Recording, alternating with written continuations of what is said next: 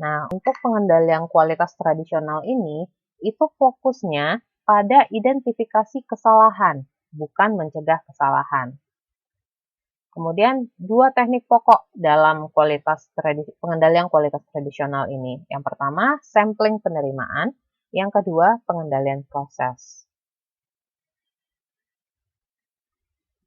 Ini dua contohnya.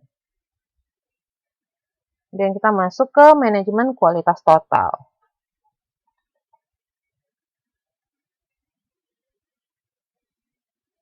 Bukunya silakan dibuka di halaman 11.16.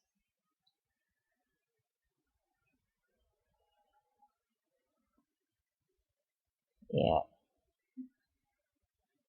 Nah, di situ ada komitmen strategis kan yang ini adalah bagian komponen manajemen kualitas. Nah, di sini yang di atas itu sekali ada komitmen strategisnya. Siapa saja yang ini ada karyawannya, ada bahan bakunya, ada teknologinya, ada metodenya. Nah, itu yang 4 poin ini akan membantu perbaikan kualitas dari segi 4 ini. Jadi masing-masing ini yang dari keterlibatan karyawan, gimana komitmennya mereka, bahan bakunya bagaimana, teknologinya bagaimana, metodenya bagaimana. Nah, 4 hal ini harus bersinergi untuk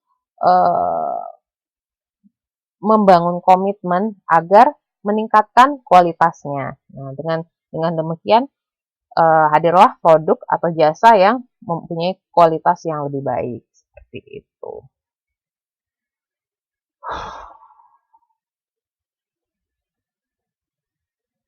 Kemudian kita masuk ke definisi dan arti penting produktivitas.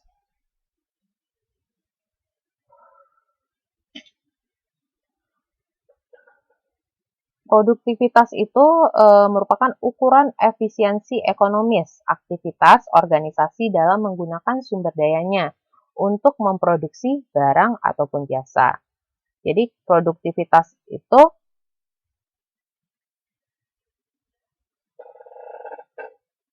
bisa, sebentar, satu input output, kok sini jadinya?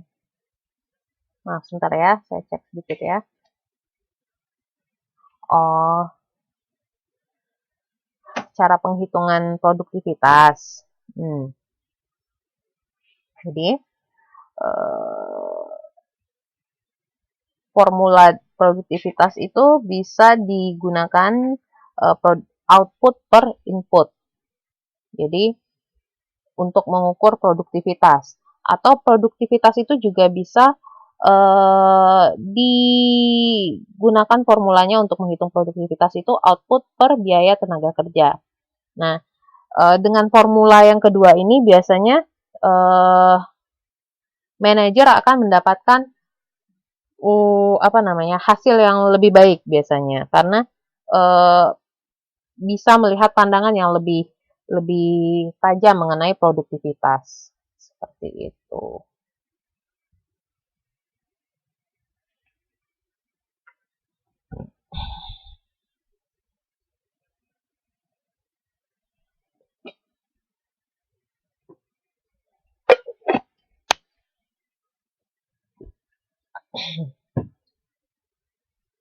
Oke, kita masuk ke meningkatkan produktivitas. Berikut beberapa cara yang digunakan untuk meningkatkan produktivitas. Yang pertama dengan meningkatkan operasi. Meningkatkan operasi itu bisa dengan meningkatkan riset dan pengembangan, kemudian bisa dengan mengubah proses dan transformasi menjadi proses produksi. Kemudian dari keterlibatan karyawan itu bisa dengan memberikan otonomi yang lebih besar terhadap si karyawannya. Kemudian fleksibilitas kerja yang lebih besar terhadap karyawannya. Kemudian juga sistem balasan yang tepat untuk si karyawannya. Nah, dengan meningkatkan dari segi operasi dan keterlibatan karyawan ini bisa meningkatkan produktivitas suatu organisasi atau perusahaan.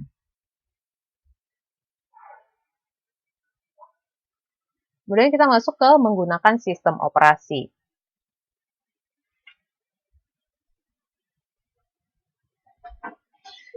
Kita lihat dari pengendalian. Nah, dari pengendalian ini, tugas manajer yaitu mengendalikan sistem operasi.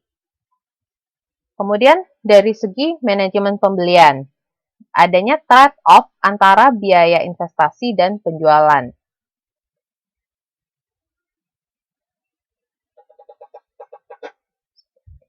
Kemudian, dari persediaan inventory, itu bisa teman-teman lihat di halaman berapa ini?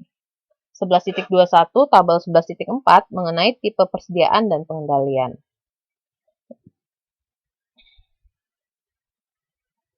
Misalnya bahan mentah gitu. Ini dari segi persediaan ya, bahan mentah. Tujuannya untuk menyediakan bahan yang diperlukan. Sumber pengendaliannya sistem dan modal pembelian untuk membuat suatu produk. Kemudian dari barang dalam proses memungkinkan produksi dikelompokkan. Kemudian dari segi sumber pengendaliannya, sistem pengendalian di pabrik ke dalam beberapa tahap yang lebih mudah dikendalikan. Kemudian tipe produknya yang produk akhir, tujuannya menyediakan persediaan yang jadi, barang jadi. Sumber pengendaliannya sistem penjadwalan produksi yang berkaitan dengan pemasaran. Kemudian tipenya barang dalam atau ke konsumen. Tujuannya mendistribusikan produk ke konsumen. Sumber pengendaliannya sistem pengendalian distribusi dan alat transportasi. Nah, ini tipe persediaan atau inventory-nya ini tergantung dari jenis produknya seperti apa. Dan beda-beda kan setiap produk cara nge-trade-nya, cara pengendalian inventory-nya gitu. Nah, di sini kita akan melihat, kita masuk ke bagaimana caranya mengatasi trade-off dalam persediaan.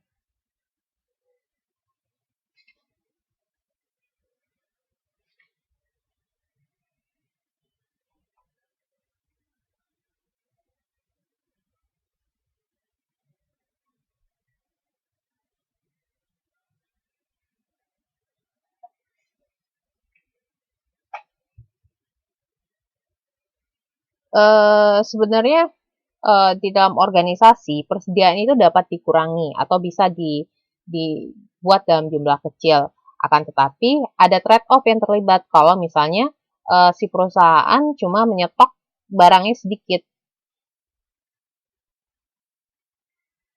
Mungkin si perusahaannya itu dapat dengan persediaan barangnya sedikit ya. Si perusahaan itu dapat mengurangi biaya persediaan, bisa mengurangi biaya penyimpanan, bisa mengurangi kemungkinan produk rusak, dan biaya modal yang tertanam di persediaan. Tetapi resikonya ada kemungkinan si perusahaan akan kehilangan penjualan. Misal kan, si perusahaan mungkin nyetok 20, besoknya ada pembelian permintaan barang sekitar 40. Rugi dong si perusahaan yang seharusnya bisa ngejual 40, yang kejual cuma 20. Nah, seperti itu. Nah, tapi perusahaan ini juga nggak bisa juga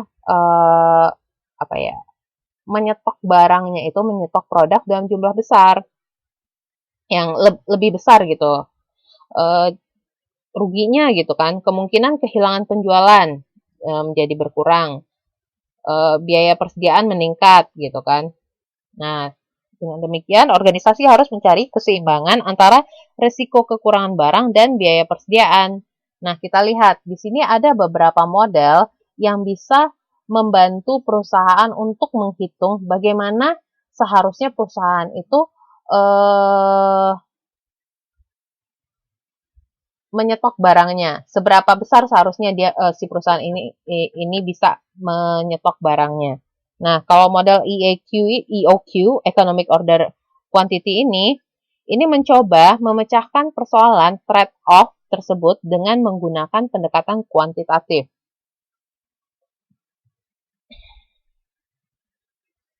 Nah, di sini teman-teman bisa lihat kan EOQ. Coba lihat di bukunya halaman 11.22. EOQ dalam kurung 2 dikali R dikali S. R itu permintaan barang selama periode tertentu, S biaya pemesanan atau order, C biaya penyimpanan per unit. dikali setengah dibagi C. Nah, seperti itu. Nah, ini dia berusaha model EOQ ini membantu perusahaan dari pendekatan kuantitatif. Oh, Masya Allah, astagfirullah. Wah, astagfirullah. Oke, kemudian kita lihat dari cara yang kedua, teknik MRP atau Material Requirement Planning. Nah, dengan teknik ini, biasanya perusahaan itu perencanaan dimulai dari produk yang akan dibuat. Kemudian perencanaan diurutkan ke belakang untuk menentukan bahan-bahan apa yang diperlukan untuk membuat produk tersebut. Nah, kemudian kan bahan-bahan itu didaftar lagi kan dalam daftar bahan atau Bills of Materials atau BOM. Nah, cara itu biasanya dilakukan dengan menggunakan komputer. Dengan MRP, manajer dapat mengatasi kelambatan produk rusak dan mengkoordinasi pengiriman barang secara efektif. Nah, ini biasanya baik untuk pengiriman barang apabila terasa manfaatnya metode ini apabila ada ratusan komponen yang dibutuhkan. Jadi suatu tugas koordinasi yang tidak mungkin dilakukan secara manual oleh si manajer. Jadi dibutuhkan komputerisasi di sini, begitu. Nah, MRP ini juga berkembang menjadi MRP 2, yaitu input dari departemen lain, seperti keuangan, pemasaran, masuk dalam perencanaan. Jadi baik dari segi nggak dari segi produksinya aja gitu, tapi dari keuangan dan lain-lain gitu juga ikut masukin input. Nah, seperti itu. Itu ada MRP 2 tekniknya. Kemudian kita untuk mengatasi trade-off dalam persediaan ini ada lagi metodenya namanya GIT. GIT itu just in time. Jadi dalam teknik ini persediaan praktis dibuat nol. Kebutuhan barang-barang sama dengan pengiriman barang. Jadi dengan cara ini biaya persediaan berkurang. Pemesanan dan pengiriman dilakukan lebih sering dengan kuantitas yang lebih kecil.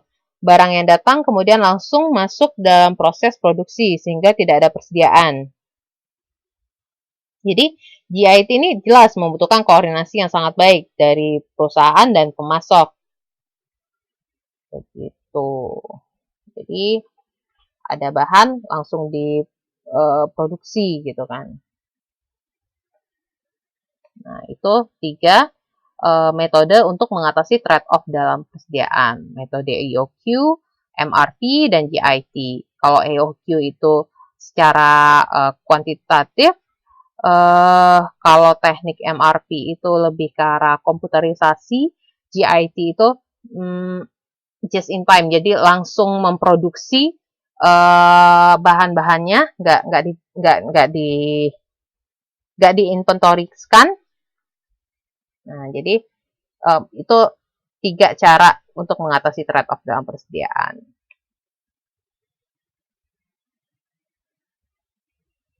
Kayak jual nasi goreng.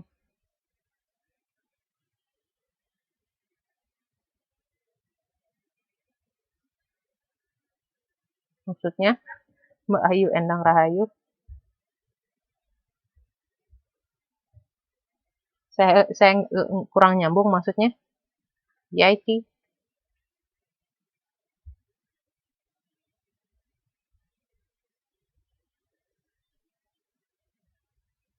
Kalau nggak salah, saya dulu juga punya restoran, saya juga nyetok, Mbak. Yang di stok itu bukan nasi gorengnya, tapi bahan untuk menjadi nasi gorengnya, Mbak. Seperti beras, apalagi ya, cabai, lain-lain gitu kan bahan-bahannya. Jadi itu nggak bisa dikatakan sebagai GIT karena kita nyetok. Ada kan di kulkas? Biasa restoran-restoran pasti punya kulkas kan? Itu nggak bisa dijadikan contoh GIT, Mbak.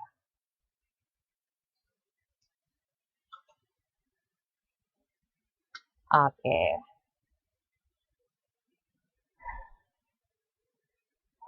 Nah, kita masuk ke sistem informasi manajemen.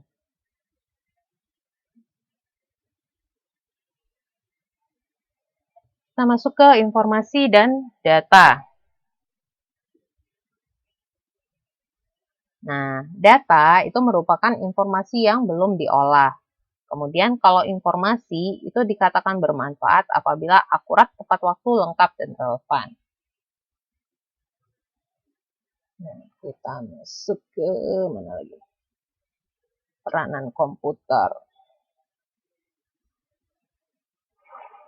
Sistem komputer itu bermanfaat apabila satu, ada jumlah data rutin yang besar yang dapat diproses. Kemudian dua, tugas dan kegiatan berulang-ulang. Tiga, adanya akses yang cepat untuk data tersebut. Empat, pemrosesan yang cepat dan pencatatan terbaru. Lima, adanya perlu melakukan perhitungan yang kompleks. Nah, seperti itu. Ini peranan komputer.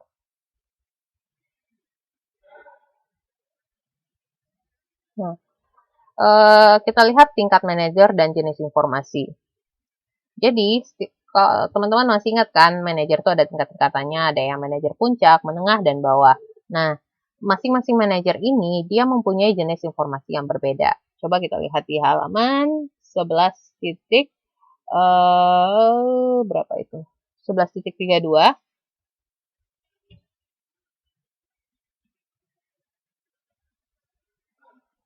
Ya, tabel 11.5.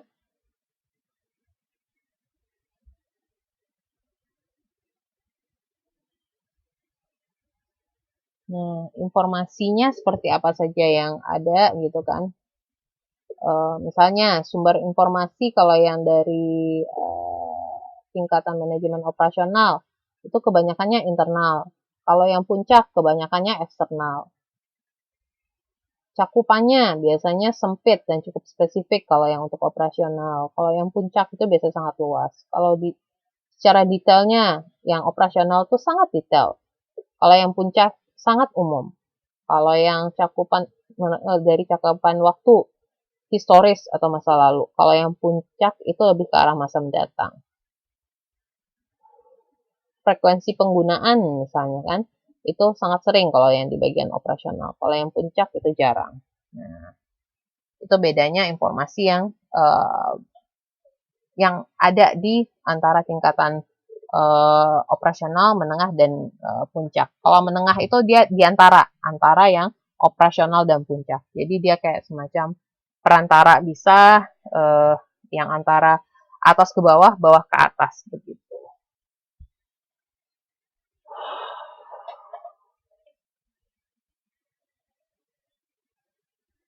Kita masuk ke langkah desain SIM.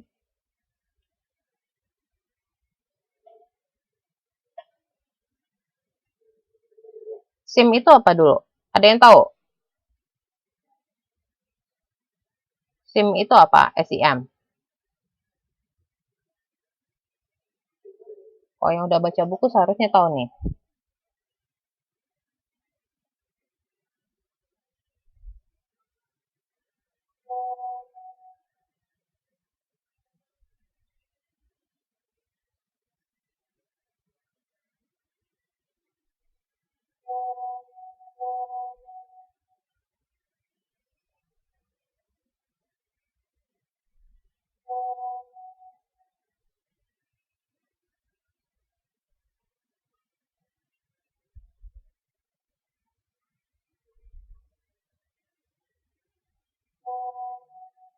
Ya, SIM itu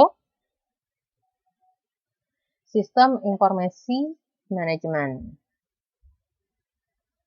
Ada yang bikin manajer. Oke, nggak apa-apa. Ya.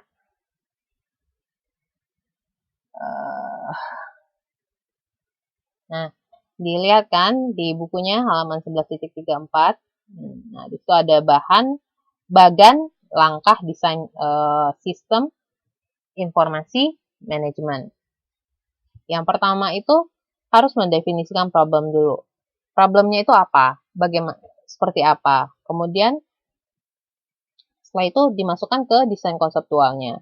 Kemudian setelah itu desain operasional detailnya, baik dari segi hardware, software, kemudian diimplementasikan, kemudian setelah diimplementasikan, diintegrasi, tes sistem dan modifikasi, kemudian didokumentasi dan pelatihan, kemudian dimonitor. Nah, seperti itulah langkah desain SIM itu.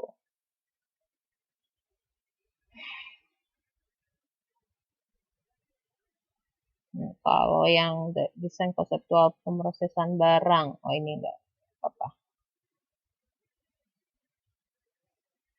yang di SIM kan. Nah, kalau yang di halaman 11.35 itu kan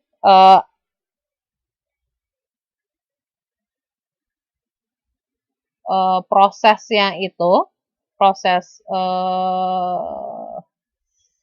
ini dari pelanggan melakukan order kuantitas.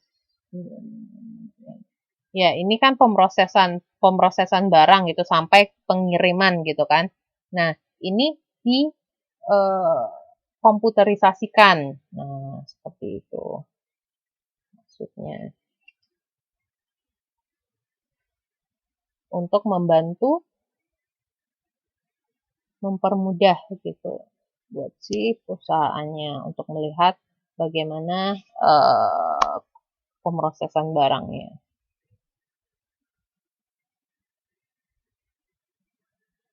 Nah, kita lihat bagaimana cara mendorong efektivitas desain SIM ini, sistem informasi manajemen ini.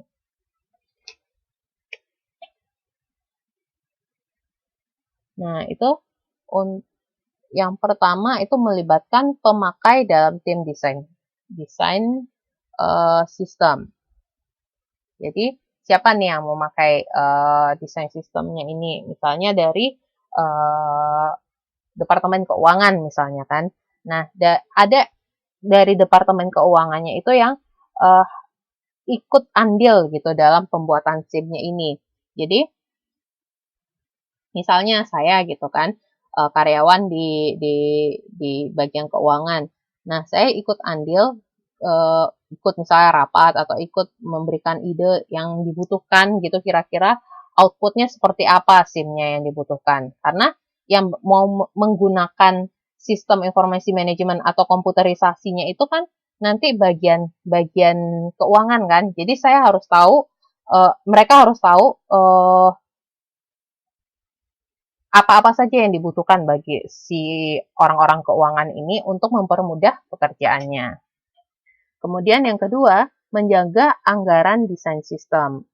Yang ketiga, mempertimbangkan alternatif software. Yang keempat, memfokuskan pada relevansi, bukan pada kuantitas. Kemudian yang kelima, adanya tes dan pelatihan.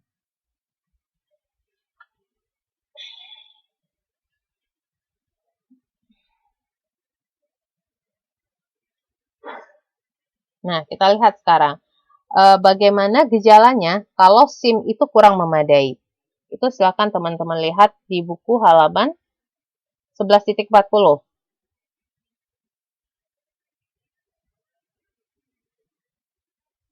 Nah, gejala kurang memadai SIM ini bisa dilihat dari 3 hal. Dari segi operasionalnya, psikologisnya, dan isi laporannya. Dari segi operasionalnya misalnya penyesuaian persediaan yang besar. Kalau misal dari psikologisnya misalnya terkejut pada hasil keuangan. Isi laporan misalnya penggunaan tabulasi yang berlebihan. Nah, itu silakan teman-teman baca sendiri bagaimana gejala-gejalanya. Ini dapat dipahami sendiri. Gejala-gejalanya kalau SIM itu tidak memadai. SIM itu tidak berfungsi dengan seharusnya. Seperti itu. Kurang membantu gitu pada misalnya kalau kayak tadi kan, misalnya di bagian keuangan misalnya kan saya, terus komputerisasi di bagian keuangan ini hasilnya nggak sesuai dengan yang dibutuhkan pada orang-orang di bidang keuangan ini, kurang membantu gitu kan. Mungkin dari segi isi sistem informasi manajemennya membuat output yang kurang memadai gitu. Seperti itu. Kita lanjut ke perbaikan SIM.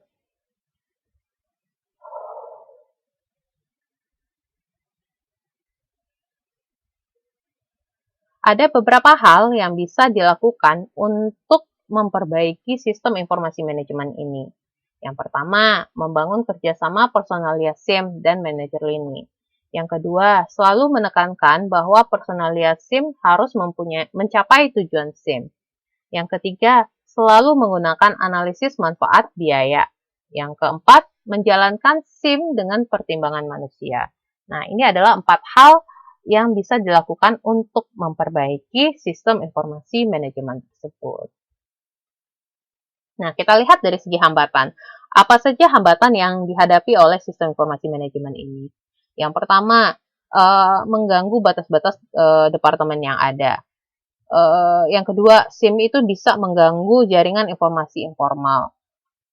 Yang ketiga, SIM dapat menentang karakteristik individu yang spesifik. Yang keempat, SIM juga tidak didukung budaya organisasi.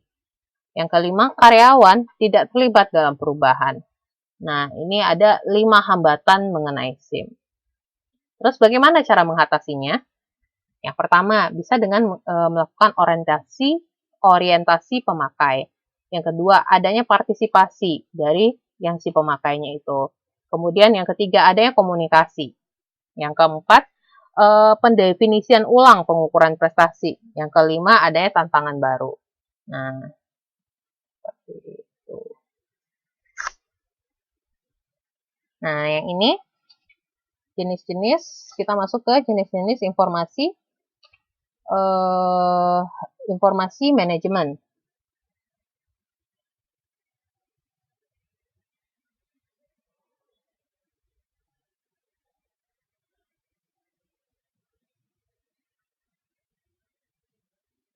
Nah, yang pertama itu ada EDP atau TPS. Ini jenis-jenisnya ya. Ini dipakai sebagai cara mengotomatisasi pekerjaan. Contohnya, akuntansi dan penagihan billing biasanya merupakan departemen yang pertama kali menggunakan komputer karena pekerjaan akuntansi cukup kompleks dan terstandar. Nah, karena itu sistem tersebut dinamakan Electronic Data Process atau EDP. Nah, kalau yang istilah TPS itu Transaction Processing System itu sering digunakan untuk memproses transaksi dalam organisasi. Contoh, sistem semacam ini sistem yang digunakan oleh supermarket yang terkomputerisasi. Kayak 7-Eleven kan? Nah, itu dia menggunakan TPS, Transaction Processing System.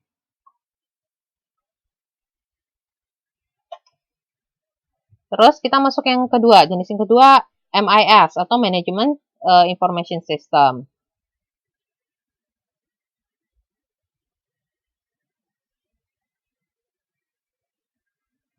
Jadi SIM itu mengelola data yang komprehensif dan meringkas dalam bentuk yang bermanfaat untuk manajer sehingga dapat memberikan informasi yang relevan. Nah,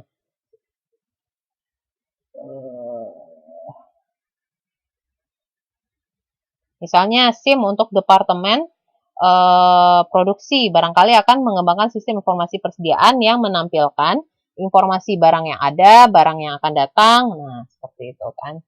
Itu contoh dari MIS. Kemudian kalau DSS, Decision Support System. DSS ini lebih fleksibel biasanya dan dapat digunakan untuk memecahkan masalah-masalah yang sifatnya non-rutin. Jadi dengan DSS, si manajer dimungkinkan mengakses data secara langsung, melakukan manipulasi, dan memperoleh hasil yang diinginkan dengan cepat. Contoh-contohnya seperti SAS, itu statistik software, TSP, time series, atau spreadsheet, kayak gitu kan. Kemudian yang contoh yang keempat, jenis keempat ada EIS atau Executive Information System.